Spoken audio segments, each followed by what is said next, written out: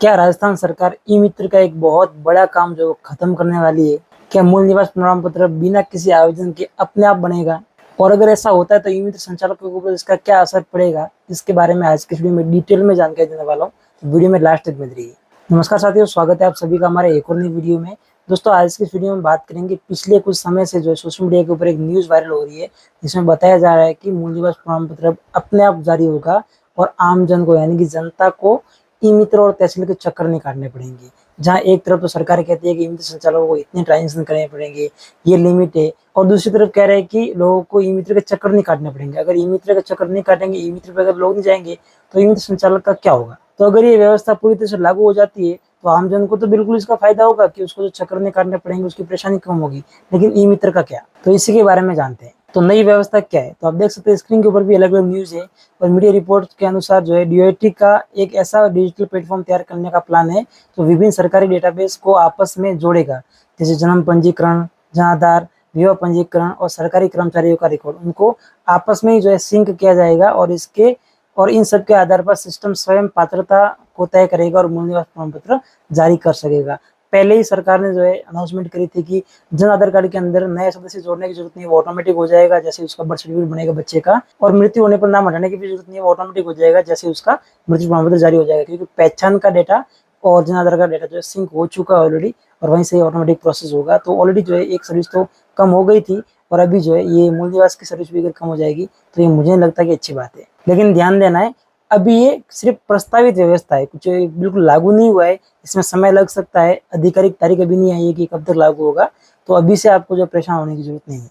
तो सबसे पहले जानते हैं कि इससे आम जनता को क्या फायदा होगा। तो सिंपल सी बात है, सबसे पहले बार बार दस्तावेज जमा करवाने की जरूरत नहीं पड़ेगी, डॉक्यूमेंट लेके इधर उधर घूमने की जरूरत नहीं पड़ेगी, अधिकारियों को साइन करवाने की जरूरत नहीं पड़ेगी, और न ही किसी भी तरह की फोटोकॉपी करवाने की जरूरत पड़ेगी बार बार। सत्यापन प्रक्रिया तेज हो जाएगी, समय बचेगा, घर बैठे बैठे सर्टिफिकेट बन जाएगा और डाउनलोड भी कर पाएंगे, और सरकारी कार्यालय और ई मित्र के चक्कर बिल्कुल बंद ही हो जाएंगे। तो अब बात करते हैं ई मित्र संचालकों के सबसे बड़े सवाल को लेकर। जी हाँ, ये बात सभी के मन में चल रही है कि अगर जो है ये आवेदन ऑटोमेटिक होने लग गया तो ई मित्र की इनकम के ऊपर सीधा इसका असर पड़ेगा। तो सबसे पहला नुकसान क्या होगा? आवेदन की संख्या घट सकती है, यानी कि ई मित्र के ऊपर जितने भी मंथली ट्रांजेक्शन होते हैं उसमें से मोस्ट ऑफ ट्रांजेक्शन जाति मूल के होते हैं, और अगर वही ऑटोमेटिक होने लग गया मूल निवास प्रमाण पत्र, तो कहीं ना कहीं जो है आवेदन जो टोकन की संख्या है वो भी घटेगी। आवेदन ई मित्र से इतने नहीं हो पाएंगे, तो उसमें ई मित्र जो संकट में आ सकता है, क्योंकि token is equal to income, token के आधार पर ही ई मित्र की इनकम है, और वही अगर कम हो जाएगा तो फिर इनकम तो कम होनी होनी है। सेवा शुल्क की कमी, जैसे कि मैंने बताया, ट्रांजेक्शन कम हो जाएंगे और इनकम कम हो जाएगी।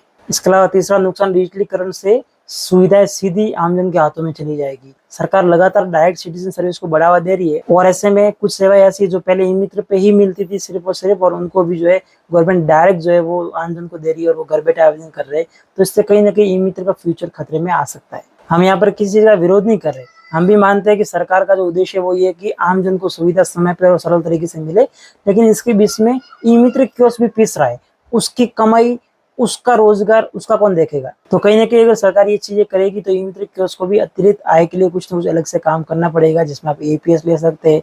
एपीएस का ऑलरेडी ऑफर चल रहा है, और एपीएस सर्विस देके आप जो है आमजन को बैंकिंग की सर्विस दे सकते हो।